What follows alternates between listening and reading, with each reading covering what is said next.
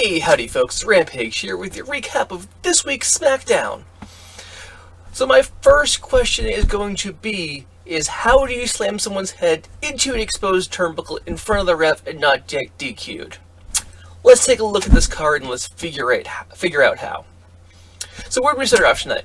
We start off with Randy Orton backstage with Shane McMahon and Daniel Bryan together, watching him slide into the ring and RKO Brock Lesnar on Raw.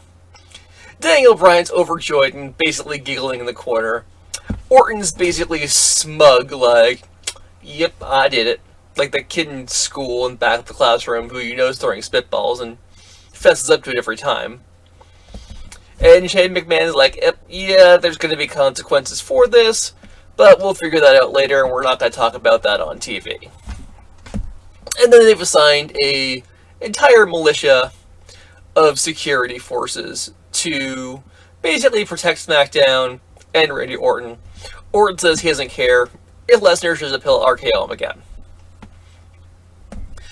Basically, as he goes to leave, we see Miz. Miz complains he's being mistreated. I really think if he's going to be mistreated, he should complain that he's mistreated. Yeah, I said mistreated. But at that point, they set up a triple threat match to determine the new #1 contender for the Intercontinental Championship, which will be defended at Summerslam. We're building that card still. They set up Apollo Crews versus Kalisto versus Baron Corbin. Pretty cool.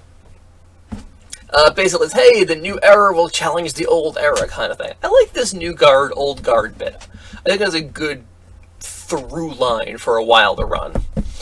From there, we get Ambrose, who basically says, "Hep, I'm here. I'm going to talk to my peeps." He walks out to the ring, starts talking about how he likes the view from the top. Dolph Ziggler shows up, says, "You know what? I'm the #1 contender. I'm going to take that belt from you." Ambrose says, "No, you won't." And then Dolph Ziggler runs down all the reasons that he will, all the things he's overcome. Hell, he even brings up the Spirit Squad being a male cheerleader, being too good, not good enough, the over-under. They run through the whole kit and caboodle. Anything the internet's talked about Dolph Ziggler for the past 5 years came out in this promo. Pretty rad. Ziggler fires up. Ambrose is fired up, but still says, "I'm going to beat you," and walks away. Lights go out. Crazy Wyatt sound. However it goes. I can't replicate that sound with my mouth. Bray Wyatt shows up, drops Dolph Ziggler with Sister Abigail, and basically challenges him for a match for the #1 contendership. At face value, there is no reason for Ziggler to accept this. None. None whatsoever. Except for hubris. Dolph Ziggler thinks he's that good. He believes his own hype. So, that's what we're going to wind up with. We will actually get the match that happens later on. That's the main event of the evening. From there, we have Apollo Crews versus Kalisto versus Baron Corbin. Great back and forth match all the way around. In the end, Baron Corbin does get the win, but he gets with a roll-up. Kind of weird. It's not a clean, crisp win. It's not like, hey, here's your 2 fatal 4-way winners who fight off, and then they're your #1 contender, like Finn Balor. It's not like Dolph Ziggler winning the 6-pack challenge. This one's a little messier. I'm not sure how I feel about that. I like clearly defined winners in things. Post-match, however, Baron Corbin gets angry. He attacks Kalisto, which brings Apollo Crews back down to the ring to protect him, which means the Miz slides in, the Miz grabs him, skull-crushing finale, plants him face down. Miz turns around, doesn't see Baron Corbin behind him. Baron Corbin drops him with End of Days. Okay, you know what? I kind of dig that. I really think we're probably going to wind up with the some sort of tag match out of this at the end. I think we're going to wind up with I don't know, maybe I really think we're probably going to wind up with Miz and Baron Corbin versus Apollo Crews and Kalisto next week. It doesn't make a whole lot of sense, but that's the flow this WWE booking usually takes, so I think that's what we're going to see. After that, we have Becky Lynch comes out. to her music. Eva Marie has her new, very weird, very stripper-esque music, where she comes out and you've got the voiceover running her down in every adjective you could think of to make her sound attractive. She gets to the ring, they get ready to start the match, and her thigh hurts. She can't walk right. And they call the match, and basically she's carried out of the ring. The internet hates this. I love the fact that the internet hates this because it's amazing. The WWE is actually marketing her as the ultimate heel to the internet wrestling community. And I think it's perfect. Twitter's been yelling at her for years now that you can't wrestle. Well, guess what? Tonight, she literally could not wrestle. They gave you what you've been saying and you're still unhappy. If you're unhappy and you're angry about it, they've got you. It's that simple. After that, we have Renee Young interviews Carmella. She gets interrupted by Natalya pretty quick. Natalya being hey, you should be interviewing me. I've been around longer. My uncle's Bret Hart. Why aren't you interviewing me? Angry, angry, angry. Okay, let's fight. It's not the most eloquent setup for a match, but it's something. It works. It gives them a reason to be facing off. After that, we have American Alpha facing off with the Vaudevillains. So this is Chad Gable and Jason Jordan's premiere as American Alpha on SmackDown. Unfortunately, the crowd was kind of quiet for the beginning of this. I'm like, I understand that the pay-per-view crowd is the higher payers, so there are more people with the network, but I really would have thought this SmackDown audience as well would have had that knowledge base and realized how awesome these guys are. Definitely throughout the course of the match, they did win them over with the series of Gable's agility, Jordan just tossing people around, suplexing people like he's going out of style. I think he might own a district in Suplex City. I know he's not built to face Brock Lesnar yet, but somewhere down the line, those two are going to meet. Mark my words. Good match. In the end, American Alpha does hit Grand Amplitude. They do get the pinfall in their debut on SmackDown. Pretty awesome.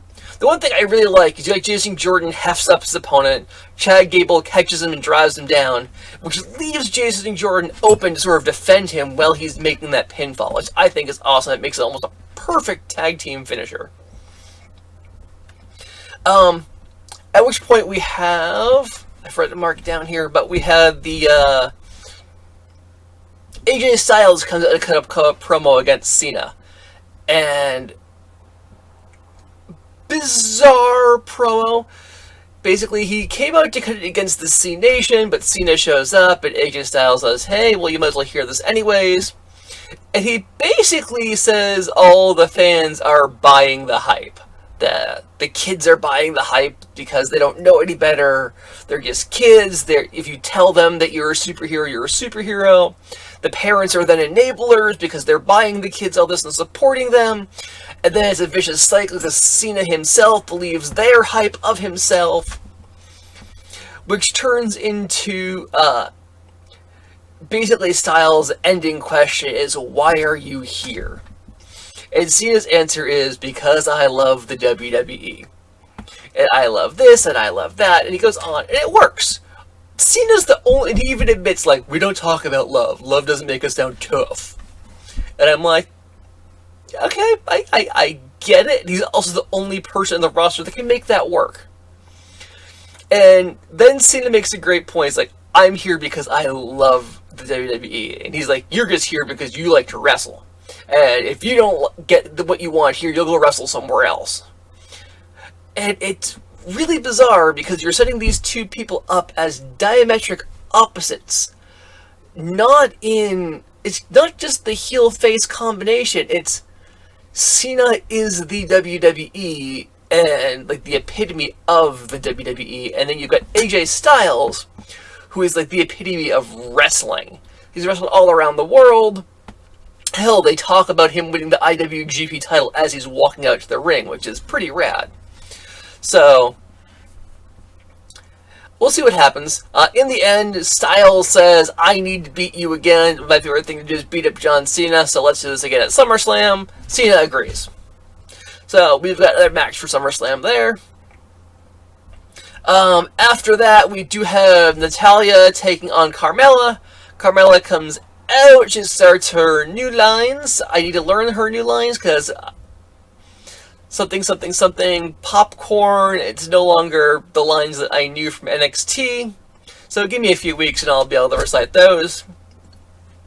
However, Natalya, Blackheart, comes down from behind, clocks her with a clothesline, wraps the sharpshooter on her outside the ring, and the match never actually starts. Take note, folks, 2 women's matches, none of them actually got off the ground this week. That's a weird place to put Smackdown in. I get that they had airtime, I get that we're surfacing who they are, but you could have spread that out. You could have had Eva Marie's leg thing this week and have Natalya jump Carmella next week, and we could have actually had a match in there somewhere. I don't know, it feels weird to have 2 segments and have neither one of them get off the ground. We also have Randy Orton taking on Fandango. We have the Sexy Mongoose, who's going to take on the Viper. Viper gets the upper hand for most of it. Brock Lesnar does show up. Security basically goes to block him, and then they scatter because he's Brock Lesnar. He slides in the ring, he attacks Randy Orton, who gets the win by DQ. And essentially this match was set up because at Backlash, when Jericho is giving all sorts of garbage to Orton about his first match back, taking on Randy Orton, Orton makes the off-the-cuff comment that, well, I could return after being gone for so long and take on someone like Fandango at WrestleMania. So that's why we got this match. Then we get our main event. We have Dolph Ziggler taking on Bray Wyatt for the #1 contendership to face Dean Ambrose at SummerSlam. And we've had everyone tell him, no, you don't have to do this, you don't have to do this. And Ziggler says, yes, I do. Back and forth match. Really good match between the two of these guys. I've always enjoyed Dolph Ziggler's work. I like Bray Wyatt as well. They kick out of just about everything in the course of this match. Bray Wyatt loosens the turnbuckle pad. Dolph Ziggler actually pulls it off. After a few exchanges of moves after that, Ziggler actually slams Bray Wyatt headfirst into the turnbuckle, then super kicks him and gets the pinfall. And he retains his #1 contendership. However, this is directly in front of the referee. I don't know why that's not a DQ, but that really should have. That needs to be addressed next week. They need to have some sort of a statement, even if it's Bray Wyatt being, I've turned you to the dark side.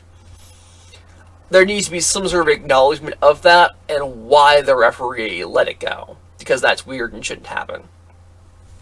Post-match, Ziggler celebrating. Eric Rowan shows up, starts beating up Dolph Ziggler. Then Dean Ambrose says, screw it, I'm going to help you out, tosses off the jacket, slides into the ring. However, numbers game overcomes him, he gets kicked out of the ring, and you see Bray Wyatt and Eric Rowan standing tall over Dolph Ziggler to end the show. Pretty good show, I enjoyed it this week. It wasn't quite the hype fest that last week was, but we'll have to see how things keep going. We are still building to SummerSlam. We added 2 new matches to the card. We've got Apollo Crews taking on The Miz, and we've got Cena versus Styles 3, I think it is at this point.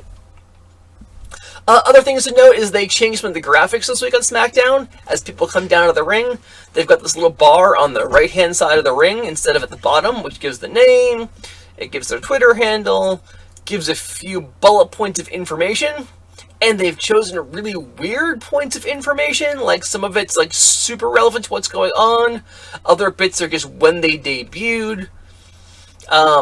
If you want someone to write bullet points of information for wrestlers that are timely and relevant to what's going on, please let me know. I'm good at that. I build PowerPoint presentations, so I'm good at summarizing things in bullet points.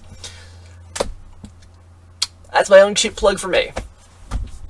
But that wraps up this week's recap on SmackDown, folks. Hopefully you liked this review. If you have any questions or suggestions, please leave them in the comments down below. Please like, please subscribe, and we'll see you next week.